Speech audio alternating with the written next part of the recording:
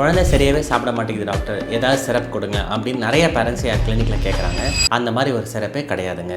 இல்லை புரியல. நான் சொல்கிற இந்த 7 ஸ்டெப்ஸை ஃபாலோ பண்ணி பாருங்கள், நிறைய சேஞ்சஸ் ஃபாலோ பண்ணலாம்.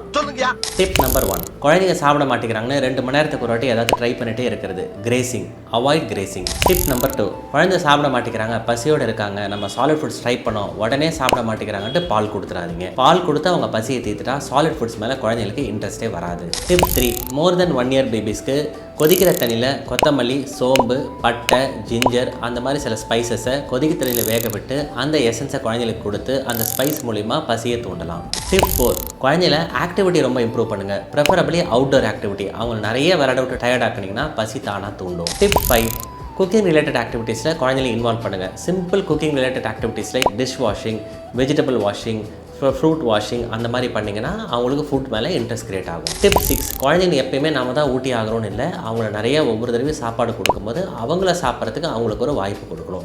Encourage self feeding. Tip 7, avoid monotony. ஒரே ஃபுட்டை ரெக்கரண்ட்டாக கொடுத்துட்டு இருக்கிறதுனால குழந்தைங்களுக்கு போர் அடிக்கும், வெளியே சொல்ல தெரியாத, அதனாலே சாப்பிட நிறுத்திடுவாங்க.